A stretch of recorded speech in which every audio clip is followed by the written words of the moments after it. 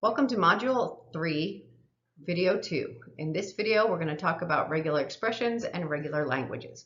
Remember that a regular language, the definition of a regular language is a language in which you can construct a finite acceptor for that language. So we're going to go over some regular expressions, and then we're going to break them down, and we're also going to create DFAs or NFAs from our regular expressions. All right, so just to remind you, the primitive regular expressions are the empty set, the empty string, all the symbols of the alphabet. You have parentheses, and you have operators, the plus operator for or, the dot for concatenation, which is not on this slide, and the star. So all symbols in the alphabet are regular expressions, and the empty set and the empty string. So here is a regular expression. So let's take a look at this regular expression. This is any number of A's followed by an A or a B. So this language is going to be any number of A's and then any string with any number of A's that ends with either an A or a B. So let's just break down our language into the language of any number of A's concatenated with the language of A or B. If you break it down even more, you have the language of any number of A's concatenated with the language of A union the language of B.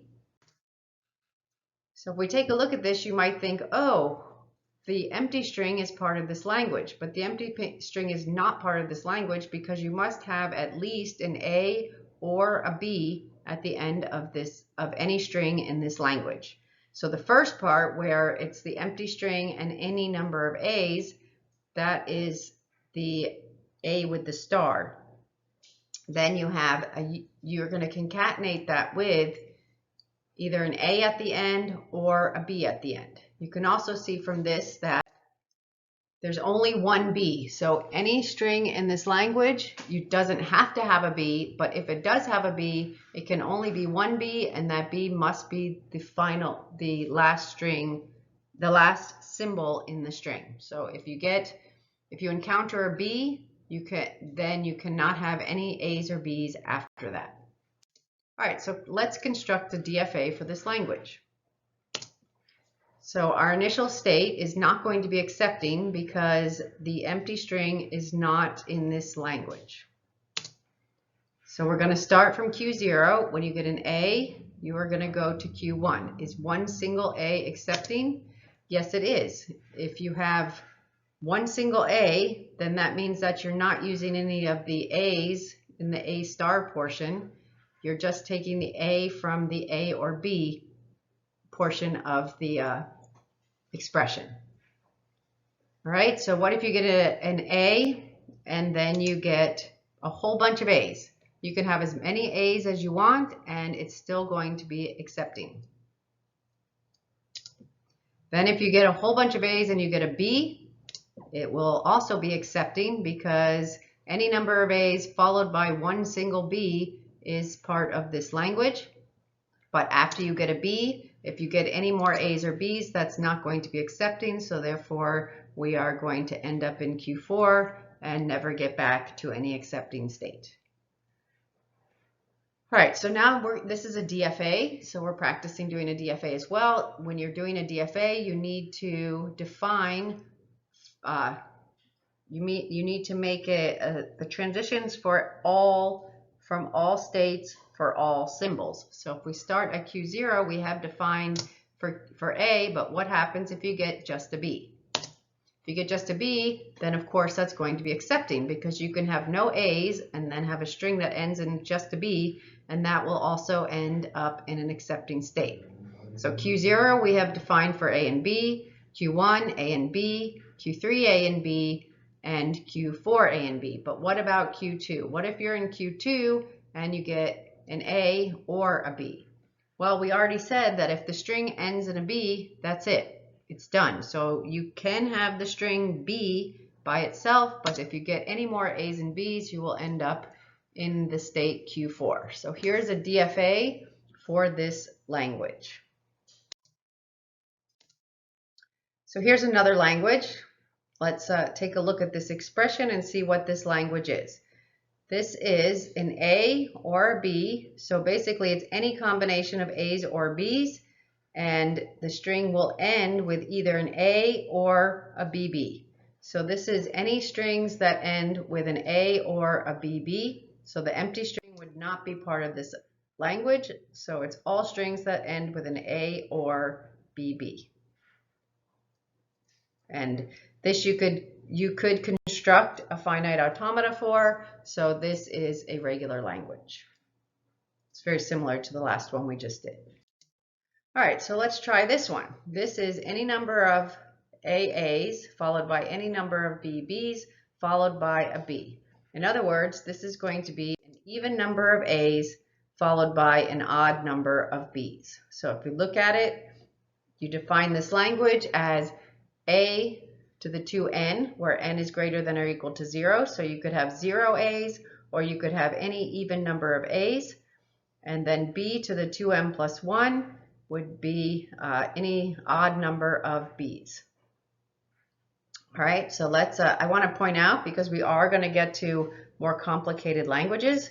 In a regular language, you would not be able to have any number of, a certain, like you couldn't have A to the n, B to the n, because you can't count how many A's you have and have the same number of B's. So we will get to languages that you can do that with, but with regular languages, there is no way to do that, right? So notice here we have we have n number of A's and m number of B's. So there's no counting how many A's there are and trying to match that with the B's. But this is a presentation on regular languages, so let's see if we can build an automata for this language. So the first thing we're going to decide is the empty string part of this language. Would it be accepting? And it will not, because you must have at least a B in this language, right? All right, so then we're going to start to build our automata. And so we're going to, with an A, is a single A in this language? No, it's not, because you have to have at least a B in this language. And in order to get there, you have to have two A's, an even number of A's followed by a B. So when I start building a DFA or an NFA, I start by picking some strings that I know are accepting and then add to it. So AAB is an accepting string for this, is a string that would be accepted that is part of this language. Two A's followed by one B. All right, also one single B is accepting in this language. So we can draw a lambda transition where you don't consume any symbols from Q0 to Q2, and we just skip over all the A's and one single B is accepting. So two A's and one single B is accepting, and one single B is also going to lead to an accepting state. Now we're going to add our odd number of B's. So if you get two A's and two B's, as long as you get another B at the end, you will end up accepting. So as you can see here, from Q2 to Q4, we are picking up our even number of B's, and then we will get our last B, and that will make it an odd number of B's. What we have not done yet is our even number of A's. Yes, we have two A's or 0 A's, but you can have 0 A's, 2 A's, 4 A's, 6 A's, etc.